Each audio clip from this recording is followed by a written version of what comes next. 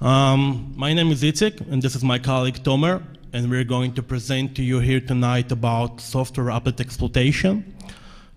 This lecture will cover the what, the who, the why of this attack, and we will also give you some hands-on and demo about this sweet attack.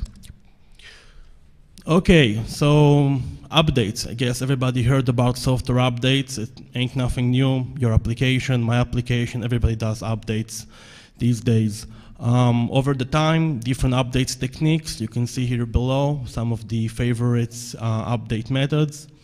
Nowadays, most of the people, most of the companies, vendors simply put their updates on the website, and the application downloads the update and simply updates themselves.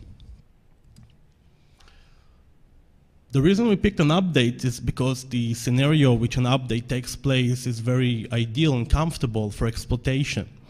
In addition, when exploiting an update technique, the result is, in many of the times, is that multiple application becomes vulnerable at once. Okay, the first requirement to exploit a software update technique is to be able to pull a man-in-the-middle attack on the victim. Now you can see there's a variety of ways to pull this technique. The only real obstacles that we will see, and later on we will see how we're going to dismiss this obstacle, is the usage of static or predefined URLs, which makes the application very strict. But as I said, it's no match.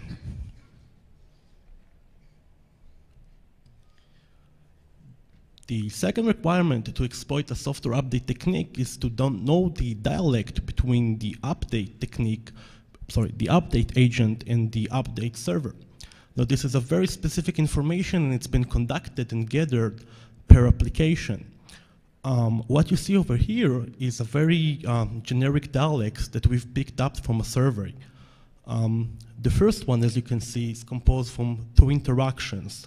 The application goes online, checking with the site whether it's currently being up to date. If it's not been up to date, it expects the server to supply a roadmap of versions and URLs to download them from. Now, as you can see, there are two failing points in this dialect. First, we can always reply with a negative answer. That means even if the client is really updated, you will think it's not. Second of all, when the update will proceed to download the update, we can then manipulate the URL and set it to be our own. The second dialect is much more simpler. The application is know the vendor site, pre-programmed. It simply goes straight forward and download an executable. Well, in this case, what we will show later on is that it is possible to redirect or reroute the request from reaching the vendor site and actually make it go to our own website. Okay, so let's start the attack. What you can see here is the layer 4 and the layer 3 of the attack.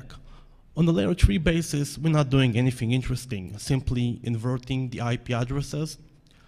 On the layer 4, we do have something very interesting. As you can see, as usual, we compete the sequence, the checksums, the basics. But we're also going to pull what we call a one-shot, one-kill trick.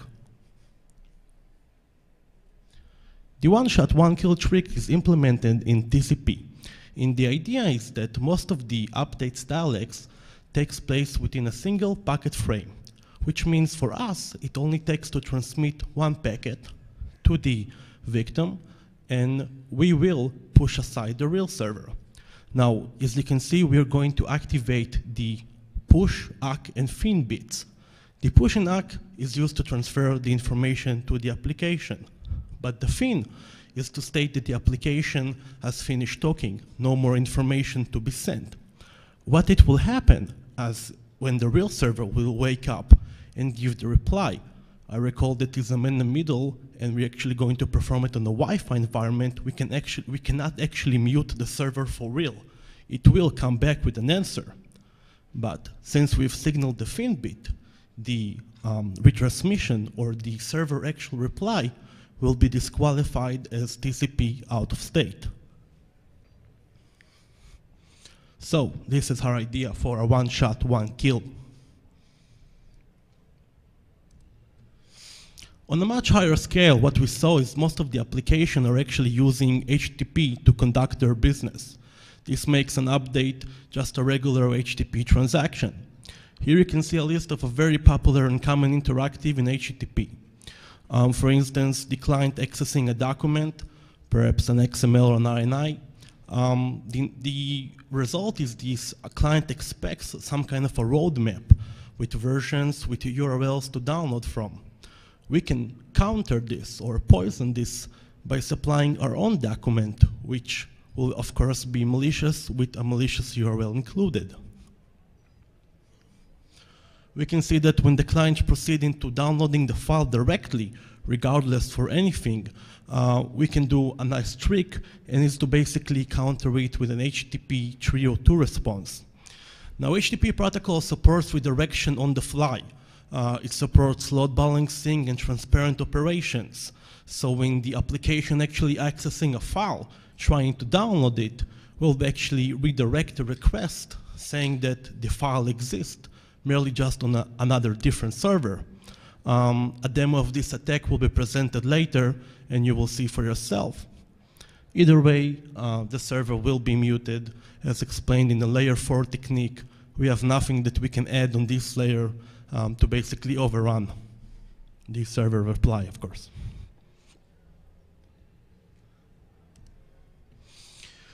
Okay, so our idea of attack is basically to spoof the update server reply.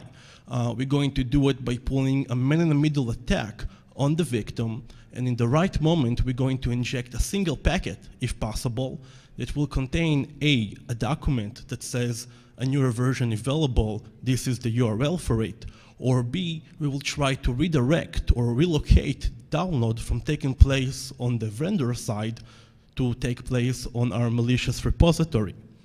So let's start seeing some real-life case studies, and we will begin with Notepad++, a very straightforward application and a very straightforward update technique.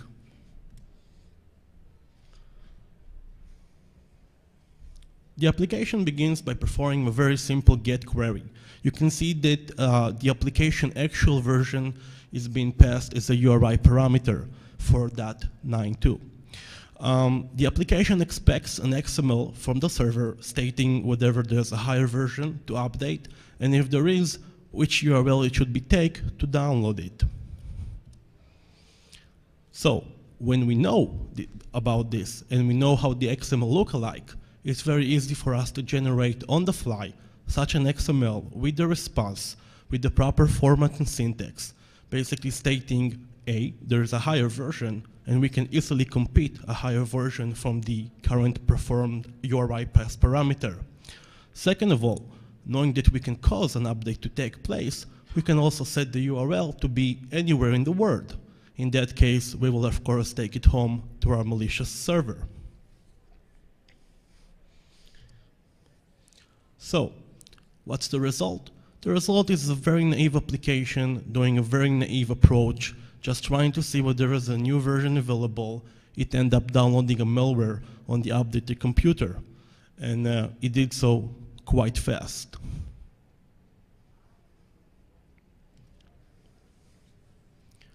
The second application that we're going to review is Skype. Skype, on the other hand, does not use such a naive approach. It's actually accessing the same URL to download a file, Skype setup.exe. Now, the Skype setup.exe file is basically determined in runtime whether an update is required or not.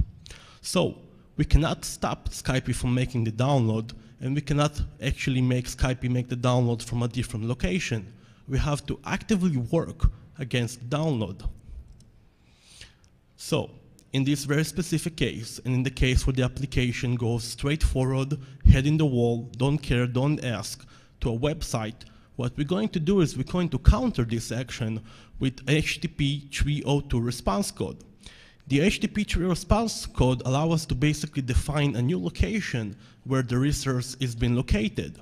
So when Skype approach download.skype.com, asking whether Skype setup.exe is available, we're going to respond with, hell yeah, it's available. Only it's just moved a little bit to the evil repository side. And Skype will just go there happily ever after, download the file and execute it. Question that people ask me many times is whatever fixed parameters or all sort of pre-shared knowledge about the server can be effective. So as you guys saw, there any fixed parameters, any fixed host names, or whatever you like to call it, is really not match. In the example of Skype, we have proven that even the application knows the location and knows what it's after. Thanks to the HTTP protocol flexibility, it's made it easy for us to basically redirect it again and downloading a malware instead. Okay, the last example that we're going to review is a much complex one. The Malwarebytes application is an open source anti-malware application. And its update procedure is a little bit complex, but not that much. First, it begins by querying the server whenever there's a higher version available. Notice here that the application never reports about its current version. No worry about it. We can always fake a much higher version or the highest possible version. If the server do contain a much higher version, it will simply go and download, again, a fixed file name from a fixed site. So, that's how we're going to do it. In this specific update procedure, we can choose to do either one of the two. We can either try and always spin the download itself, which means we will make it reliable with the user. He will always try to download a real version, except he will receive a malware instead. And we can also choose another technique, which will be to fight on both fronts. In this example, we choose to fight on both fronts. For the first get, we're going to answer with a fake higher version. As you can see, the highest possible number the application accepts. So, the application will proceed further to download the actual update. Okay, again, a fixed name, fixed location, no worry about it. We're going to spin it off with HTTP response 302. The result is, even if an application performs a much complexer dialect and has more than one query, it is still possible to hijack it successfully and exploit it to run malwares. We have collected a little bit over 100 different applications. We went to download.com, other major websites, taking everything from image viewers, CD players, shitty applications, really. We just went to everything that we can, and we collected a pretty big database. You can see some examples below here for different type of application which are vulnerable. I think it's a very good time to proceed to some real life action. Tomer? Hey everybody. So before the demo, we just want to take a minute and explain you what components builds our attack. So what we have here are two computers. One is the attacker computer. Our attack tool EPON is running on it. And the second one is the victim computer. This is the computer that will try to do the update. In addition, we also have here an access point. It's an open public Wi-Fi called MythBusters A. Also, the attacker and the victim computer are connected through it. Because we had to do some changes in the setup, we will demonstrate the demo on the VMware, because we do have two screens, but it's one feed, so we will not be able to see also the attacker and the victim. So let's begin. First, we need to run EPON. Okay, so what we see here is EPON. EPON has two modes, a CLI mode and a 3D mode. We are watching the 3D mode. We are watching the 3D mode. The 3D mode is like a Wi-Fi radar. What we can see here that we are the yellow vertex, the main vertex, and surrounding us, all other blue vertexes, right now it's only MythBusters A, are all available access points that EPON was able to detect. The GUI also supports zooming in, zooming out, and rotating. Okay, so let's start. Let's start a demo. We have chosen AutoIt for the demo. AutoIt is a scripting language for Windows automation task. It has a check for an update feature, so let's try updating it and see what happens. First, checking for an update. There is an available update. Downloading. Boom, game over. Okay? Let's take a look at EPON and see what happened. As we can see, the mid-Wi-Fi vertex, after an attack, after an attack, the mid-Wi-Fi vertex has changed from blue to red, indicating us a successful attack took place in mid-Wi-Fi access point, and also a green vertex was added with the attacked computer IP and the trigger domain name. Okay, let's close EPON. Okay. After attacking AutoIt, let's build a new attack from scratch on a new target. Target is a Dreamsoft PDF to word converter application. The version is 2.1.01, which is the latest version. Before that, I just have to show you the database. EPON has, in order to build some new attacks, we must use EPON database. EPON has a database. Sorry.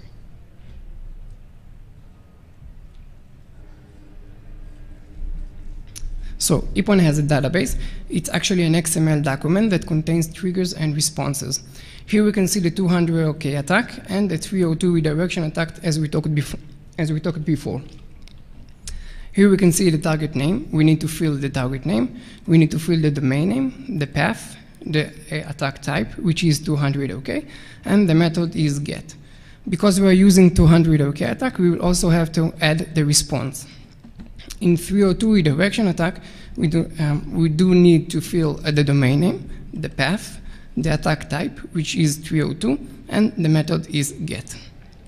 In 302 redirection attack, we do not need to supply a malicious binary location. EPON gets it as a CLI parameter. Here we can see the script for running EPON. Running EPON with the -W for the wireless, the -I for the interface. The target's XML is the database. The -U, is for the malicious location binary, which in this case, this is the Apache server running on my computer. Okay, so let's run Wireshark.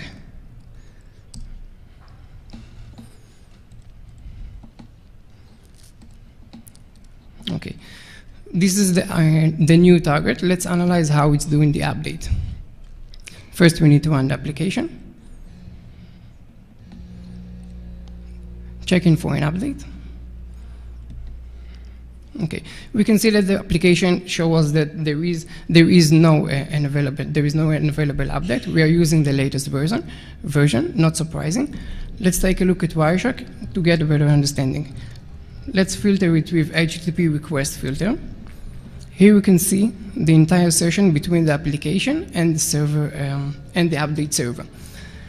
We can see that the application went to cbsadreamsoft.com to go.php. We can see that it sent it version 2.1.01, which is, as I said, the latest version, as a URI parameter. The server responded with 200 OK and contains an XML document. Okay, we can see here some tags, code tag, exe URL tag, and some more information. So let's build a new server response and try update it once again and see what happens. We will have to use again the templates.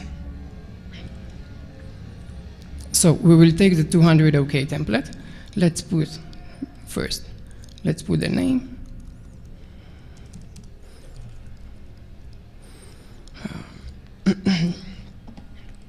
We will have to take the host.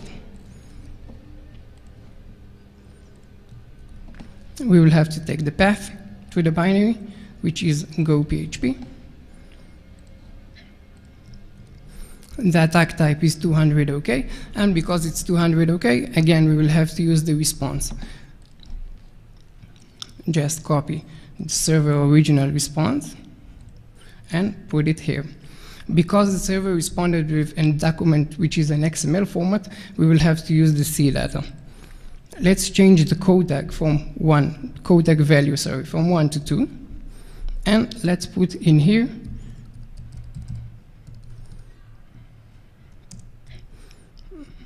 let's say epon says hi.com. Okay, let's copy it to epon database.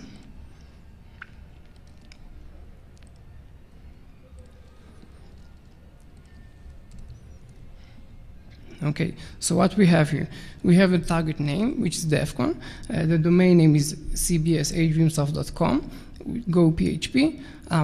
The attack type is 200 OK, the method is get, and this is the server response. Okay, the code tag is 2 and malicious location. Let's save it. Let's run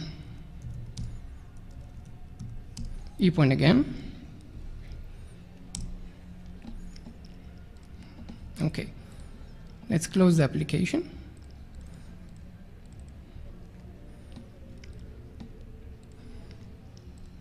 Checking for an update.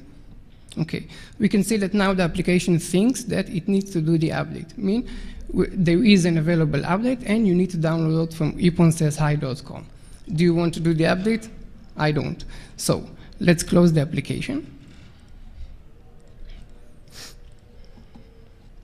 We can see a new vertex was added. Let's close epon once again. And instead of eponsayshi.com, let's change it to another location, which is the Apache server running on my computer. So we will have to take this. Okay, in this case, this is the same target. Let's copy it to epon database. Okay, so the target name is ADMSoft PDF to Word Converter. The domain name, as I said, 200 OK. The method is get. Again, we change the code from 1 to 2 for newer version. And here there is a function, get malicious URL, that tells epon to take the malicious binary from my Apache server. Let's save it. Let's run epon once again. Let's run the application. Checking for an update. There is an available update from here. Downloading, boom, game over. Okay. If we will go to the CLI mode, again, as we can see, the merge Wi-Fi vertex has changed and a new vertex, the green one, was added with the attacked computer IP. If we will go to the CLI mode, here we can see the 2 packets that were sent, as we talked about, the one-shot, one-kill concept. We can see here the 200 OK. Here you can see the L3 layer. We can see here the L4 layer with the fin, the push, and the ACK. This is the 200 OK response that we have supplied PDF to Word Converter application. And that's it. Let's go back to Isaac. Okay, so what we saw here was a demo, and we also saw a little bit of hands-on. As you can see, it's quite simple to take this application, this everyday application, and examine how they're working. As you can see, a target can have multiple responses, depends on how complex the dialect can be, multiple 200 OK, multiple 302 if required. One of the things that the one-shot, one-kill concept does by supplying the fin flag to the L4 is the ability to break down pipelines. Actually, most of the clients, after receiving a packet with a fin, will disconnect from the server and take the new request on a new socket and a new connection. This actually breaks down the entire session into server response type of thing, which makes it quite easier for us to handle. So again, if there's a complex dialect, it's nothing to worry about. Just a couple of words about epon itself. It's basically a Python script using Skippy, as a fundamental library for injecting. As Tomer said before, there's the -w for the Wi-Fi, but it's also applicable to be performed on a LAN environment thanks to the R poisoning. So again, it's quite flexible application. The database itself well, upon second, I'll just open up real quick. Oh, yeah, sure. The database itself is a little template engine, sorry. As Tomer says, you can actually code and insert a new type of things in it. As you can see, the Python actually respects the macro between the percentage. It's actually invoking a real Python language. Now, it's not a very complex template language, but it's enough for you to pass parameters, and you can generate response on the fly from it. Wait, let's just, Tomer, can you show us the Notepad++ one example? Yeah, no problem.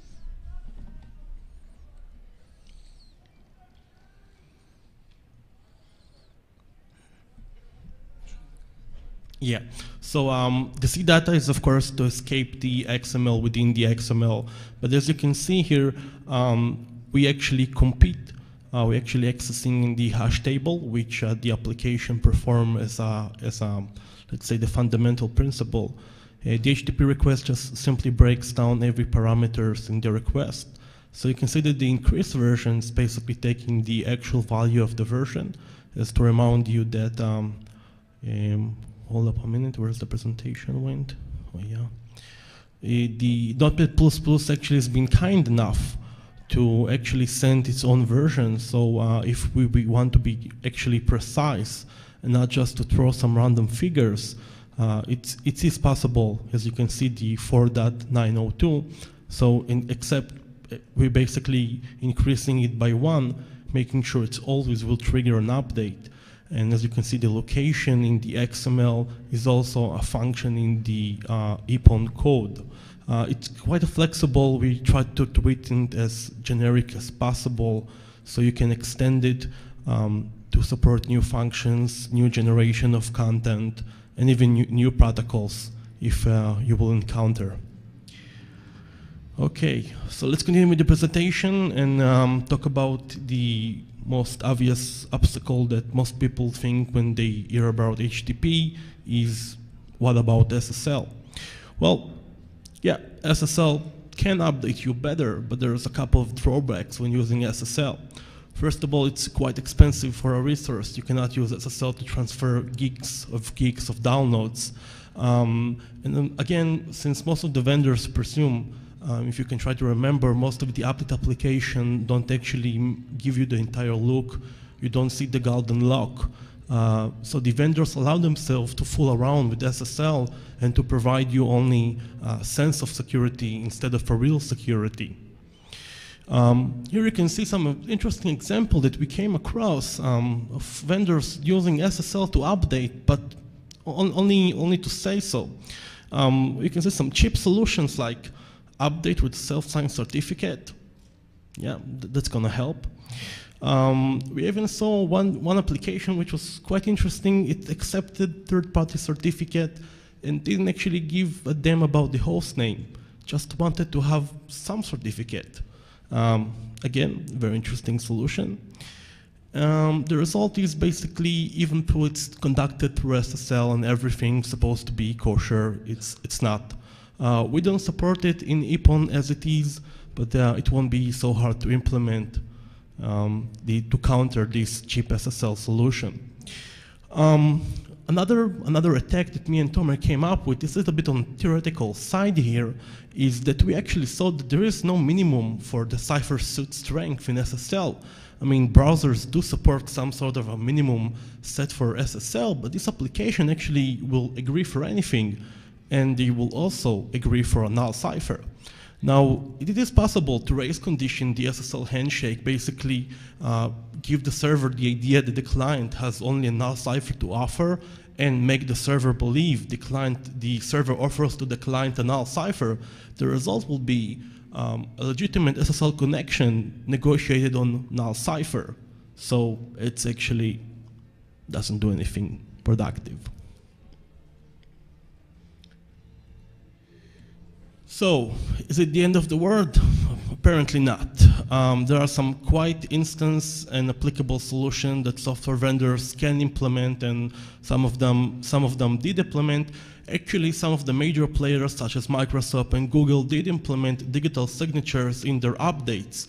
A very, very simple concept. They basically give away the public key in their application, and when the application downloads a new binary, a new update, it simply verifies itself to make sure it's signed properly. So even if we can tamper with the downloads, we cannot still push away a binary it's not signed by the vendor. So it's a very easy and very fast solution. Of course, there are other solutions that can be made SSL the right way, which means there's a valid there's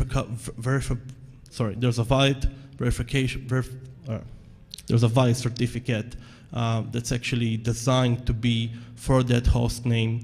And now the SSL itself does not need to provide the entire binary transformation, because SSL can be only used to transfer the MD5 or the SHA-1 of the actual download. The download can take place on a clear HTTP. This way, even if we will hijack the session and will push away a different binary, the MD5 is already passed in a secure separate channel, so the application can confirm the MD5 does not match the actual download.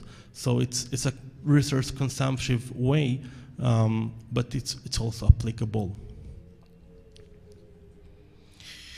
Okay, so what's the future for EPON? What's the future for update attack? Well, we actually think the future is quite pink for these guys. First, some ideas for the next version. Playing with proprietary update data. Although we can always push an executable or a binary or a rootkit and make things interesting from there, we don't actually have to do it on this level. We can simply tamper with application-specific information.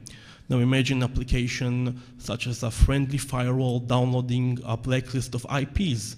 If the black IPs file is not secured, I can tamper with it. I can actually give away IPs of an actual real site, such as Google, and make home firewalls block Google.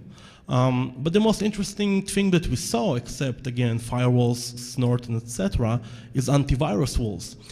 People tend to trust antivirus pop-up box, and they tend to believe that what they say is the truth. So we can actually make an antivirus attack legitimate application. We will just insert a bad signature, and the antivirus will just tell you that this application is no longer legitimate. We can make the antivirus actually come after itself. It will be quite interesting to see it fighting over its own protection and end up having broken DLLs. And we can also make the most funniest things in the world, basically make the antivirus protect the virus from others to be deleted. The hit and run mode is also very interesting. We've noticed that some of the application stores some sort of history of successful updates. You can see there's a list of IPs and URLs. So I don't even actually have to walk you or stalk you all the way. It's good enough that we meet in the airport and I attack you. You just happen to checking for an update, your application, and bang, it's recorded my malicious website as a potential download site. You must be familiar with the option of download now, install later.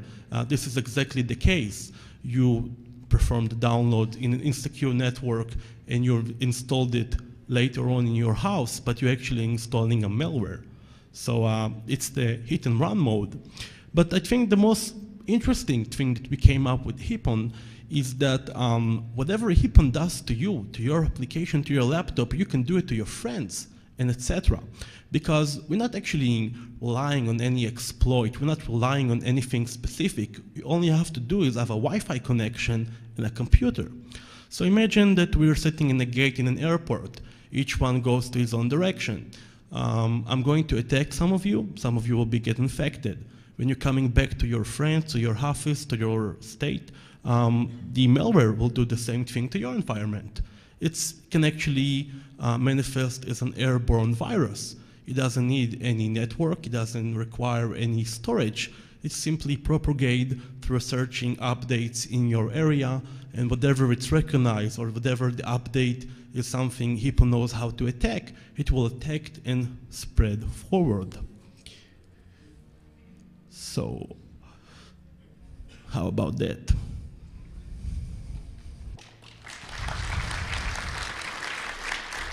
Thank you. The EPON project has been released on DEFCON. It's the official announcement. We're going to maintain a code repository at Google Code Projects. You're welcome to download it.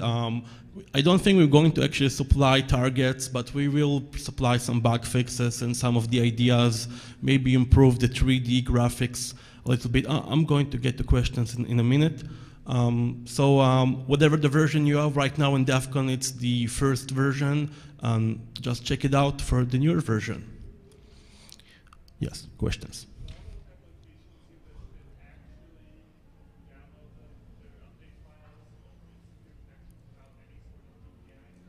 Yes, yes, we have over 100 different applications that we can take down in a minute. Again, from the vendor perspective, it's hard to tell them. It makes sense from them to make the update available on a website.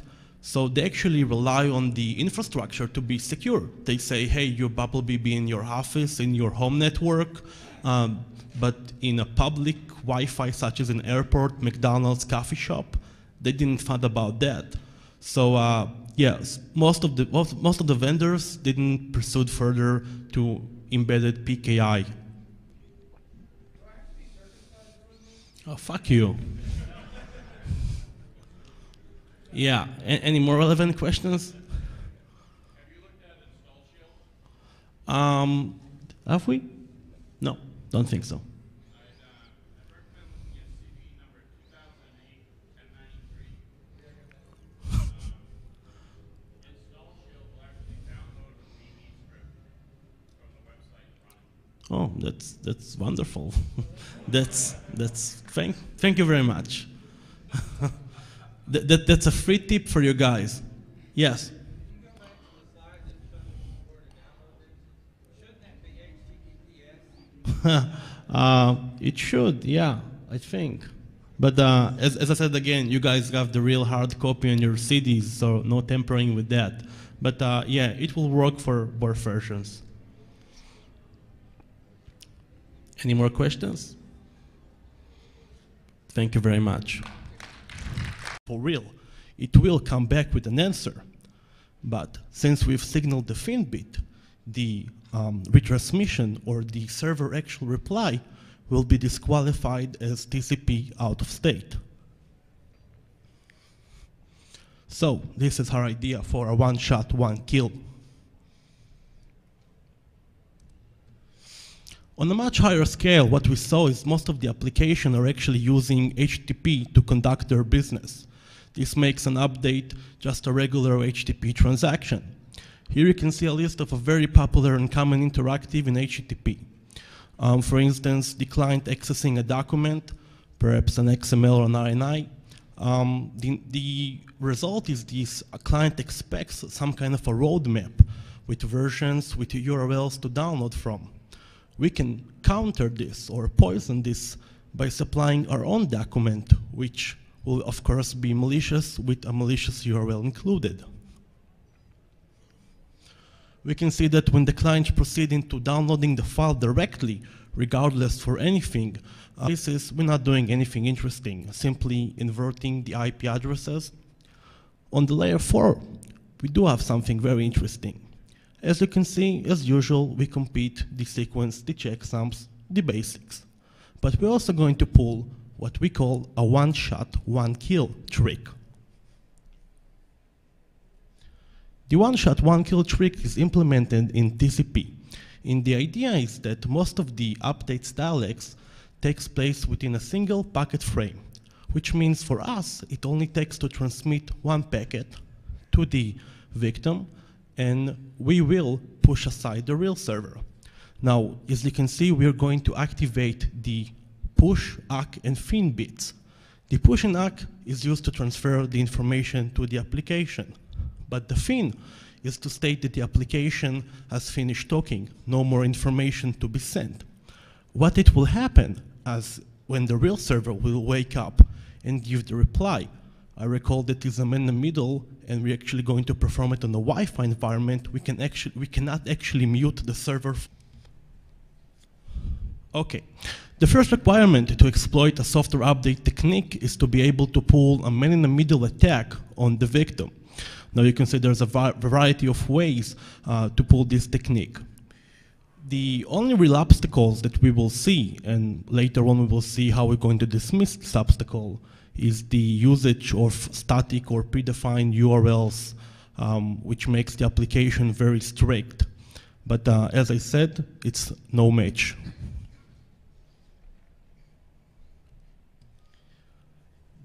The second requirement to exploit a software update technique is to know the dialect between the update technique, the update agent and the update server. Now this is a very specific information and it's been conducted and gathered per application. What you see over here is a very generic dialect that we've picked up from a survey. The first one, as you can see, is composed from two interactions. The application goes online, checking with the site whatever it's currently being up to date. If it's not, my name is Itzik, and this is my colleague Tomer, and we're going to present to you here tonight about software update exploitation. This lecture will cover the what, the who, the why of this attack, and we will also give you some hands-on and demo about this sweet attack. Okay, so updates. I guess everybody heard about software updates. It ain't nothing new. Your application, my application, everybody does updates these days. Over the time, different updates techniques. You can see here below some of the favorites update methods. Nowadays, most of the people, most of the companies, vendors simply put their updates on the website, and the application downloads the update and simply updates themselves. The reason we picked an update is because the scenario which an update takes place is very ideal and comfortable for exploitation. In addition, when exploiting an update technique, the result is, in many of the times, is that multiple application becomes vulnerable at once. When up to date, it expects the server to supply a roadmap of versions and URLs to download them from.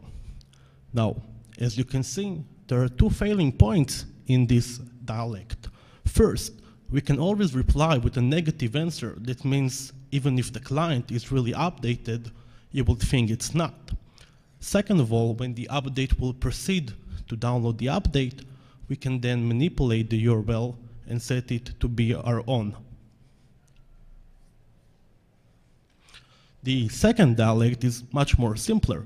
The application is know the vendor site, pre-programmed. It simply goes straight forward and download an executable. Well, in this case, what we will show later on is that it is possible to redirect or reroute the request from reaching the vendor site and actually make it go to our own website. Okay, so let's start the attack. What you can see here is the layer 4 and the layer 3 of the attack. On the layer 3